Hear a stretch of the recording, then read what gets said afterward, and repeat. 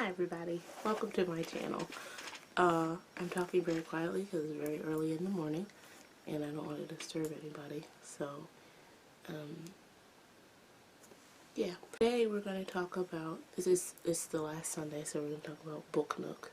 We're going to have a Book Nook, a nook of books. So I'm in my Book Nook, aka my room. And so I'm going to talk to you about the book I was reading. It is this. Tao Te Ching by Lao Tzu, and apparently there's a scholarly debate as to whether Lao Tzu is a real person. Most of you are probably already familiar with that story, so I won't go into detail. But in this particular book, there's introduction and notes by Yi Ping Ong, and she pretty much delves into a lot of explanations surrounding the, I want to say, mystery behind this this legendary author. Legendary because of the simple fact that they don't know if he's a real person or not, or they said it could have been a group of people. I sometimes think that maybe Lao Tzu was a woman, and that was a surname so that she just write a book. I'm reading this book mostly because we had a copy in our house, well, for a long time, but I couldn't find it. So when I saw it in the bookstore, my sister bought it for me. My younger sister bought it for me, and she and I were talking about it. And basically, it's a book talking. It's written like poetry or prose.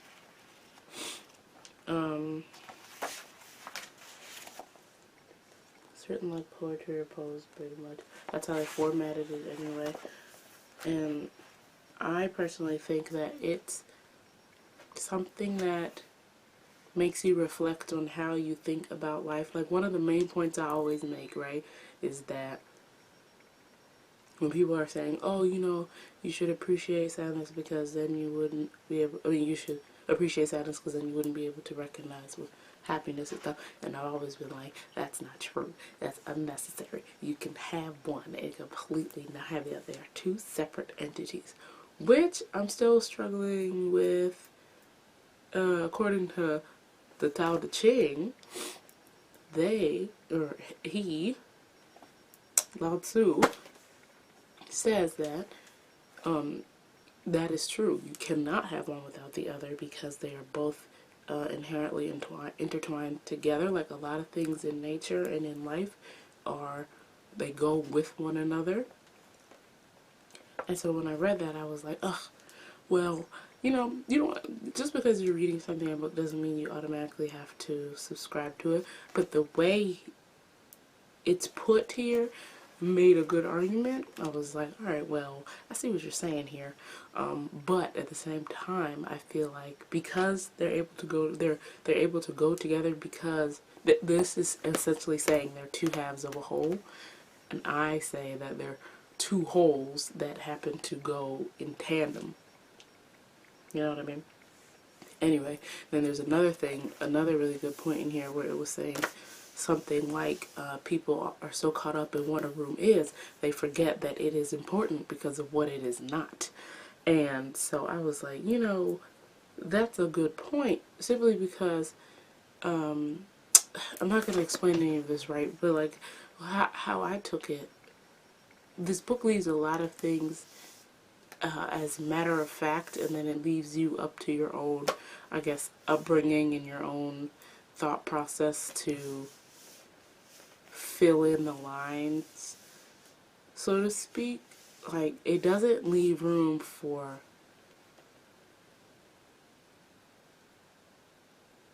it leaves a lot of room for personal clarity. That's how I'm going to put it. Like, it leaves a lot of room for personal clarity, not so much it's telling you straightforward that life is what it is, and it's the way because it is. There's a lot of matter of factual statements in here. Like, the whole thing is full of matter-of-factual statements. It talks about how heads of government should behave. It talks about how you personally should behave. It talks about how people who think they're very virtuous oftentimes are not virtuous at all, because real virtue lacks virtue, or something like that. Basically saying that a lot of things how I took it was, a lot of things are the way they are, and if you're going to be something, that's just how you are. You can't exactly assign a set of rules and say, this is how you're righteous, because that makes you not righteous, because you have to force it upon yourself, I guess, with these rules. And that's how I understood it. If anyone else has a better explanation or clarification, maybe you guys could talk about it with me in the comments. There's also, I started dog earing. Like, when I first started, I was like, okay, well, I only have this much left, because as you all know, I read 2 or 3 books at the same time. I don't know why, but I do. It's not because one's boring or because I'm jumping back and forth. It's just because I see a lot of books that I want to read, and I'm like, okay, well, I'm not going to sit down every day and pick up the same book, because why should I have to? There's a lot of books out here. I should be able to read as many at the same time as I want. Anyway, so this is where I am at right now. It's almost done. When I started dog earing some of the points in later times, I don't know if you guys can see, because of things that, let me read you one that I liked.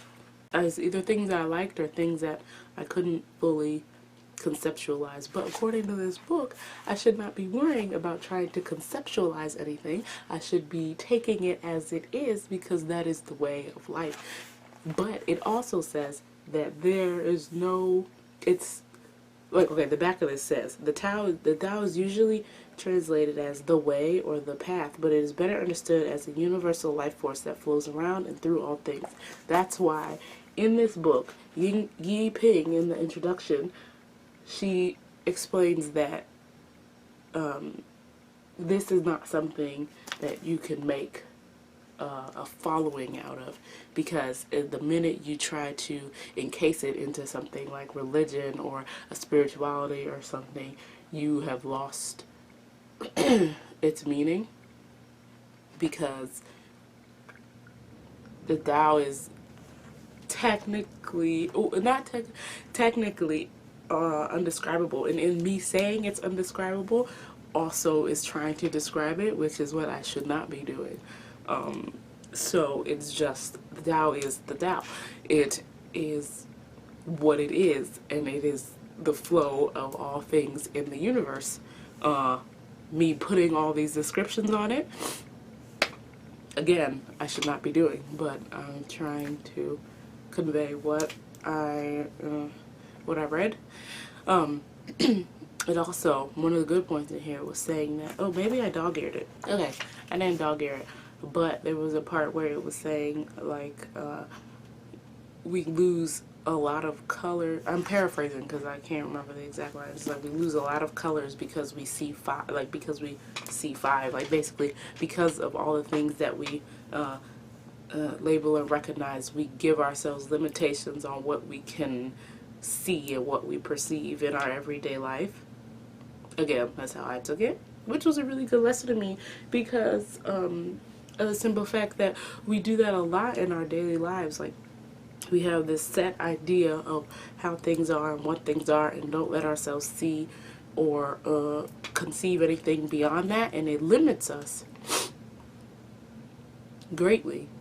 I'm not saying it's a bad thing to recognize things and give them names, but sometimes we might be selling ourselves short, so to speak. Oh, there's this thing. Okay, 30. I'll read you this one because it applies to where I live. If you use the Tao as a principle for ruling, you would not dominate the people by military force. What goes around comes around.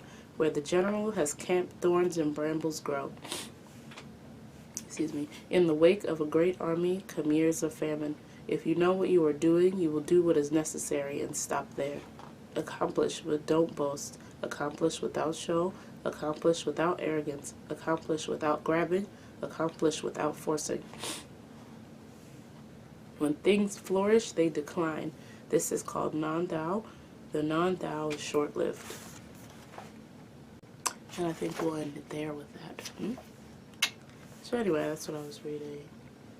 And it was really important for me, I think, I told myself I was going to start reading introductions because people spend a lot of time writing them. And I started saying, there's a reason why books have introductions. It can help you understand what's going on better. And the fact that this introduction by Yi Ping-ong gave all that backstory and the history and apparently the Taoism spirituality, it gave their history with Confucianism, yeah. It gave their history the tandem with each other in the introduction and explained why sometimes this book references Confucianism. So it gave a reason why it was doing that, why people might compare the two to each other, because the simple fact that Confucianism is said to be very rigid in its rules, how you can attain virtue and purity through actions and behaviors and things of that nature, but the Tao is saying that you cannot, essentially. I hope that's what I understood. Again. So, yeah, that's what I'm reading, and I really, really like it. There's a lot of points. Me and my sister will sit down and talk about something randomly, and I'll be like, well, according to the book I'm reading. And I like books like that because it gives you a lot to think about. You don't have to essentially convert yourself to an entirely different religion just because you read about it, but it opens your mind to other aspects of itself, really. Things you might have thought about already but don't fit in the context of what you already know. When you read about other ways of life or other viewpoints about the way of life, it gives you that kind of leveling out experience if you're somebody who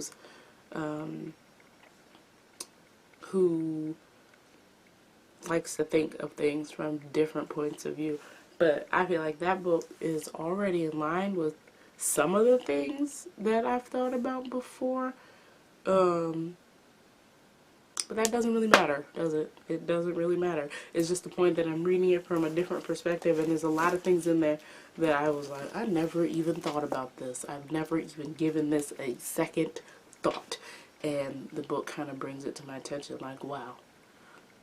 Maybe that is what that is about, So, yeah, I like it. And then my sister got me these two books from the library. Thinking Like Your Editor and How to Start a Home-Based Writing Business. But I'm not reading them yet. However, I only have a certain amount of time, okay? The one I am reading, let me get. These I have literally just started, so I cannot tell you much, but in the next video, I will. There's this one. Now, this should look familiar, because I talked about this in a previous video where I was playing games with my sister, and I got it at the book thing. Anyway, the point is, I got this book because it's written by an African woman. And, this is her. Can you see her? Ooh, let me get my face on. Maybe it'll focus. Anyways, yeah, it's about a Sudanese family in the 1950s during the whole power shift of government. Oh, so basically, I have read nothing right now. I literally just started this book, so I can't tell you anything about it, but I thought I'd just show you, and we'll talk about it later. Then there's this, which I found in my parents' library, and it is the, can you see that? It's the works of Maupassant. Maupassant? Guy de Maupassant. Anyway, that's him. He's big French face with a giant mustache. I picked up this book because I feel like one of the best ways to learn a language or refresh a language that you already know or practice language is to read books, because how do we learn our own languages? By conversations with people, by reading books, by watching television. That's how you practice your own individual languages, whatever it may be. So I was like, well, obviously, if I do this one thing in one language, I have to do it in others if I'm trying to refresh it or anything like that. So with French, which I learned a long time ago, it's all but become a distant memory in the wind. But not really, like, but kind of. Like, it's nowhere where it used to be, but it's not gone. Anyway, the point is, I picked this book up because I was like, oh, Maupassant, he writes short stories. He's a Frenchman who writes in French. So I was like, I can read his short stories, whether I know what's going on or not. You know, the point is, the reading, the comprehension will come as you read. However, this damn book is in English. It's in English. The whole thing's in English. So now I gotta read this French man's stories in English, which I'm still gonna do. But the point is, that wasn't the plan here. That wasn't the plan here. But what's neat about it is this. It was given to somebody. Okay, I'll see. It was given to somebody in 1928. And then again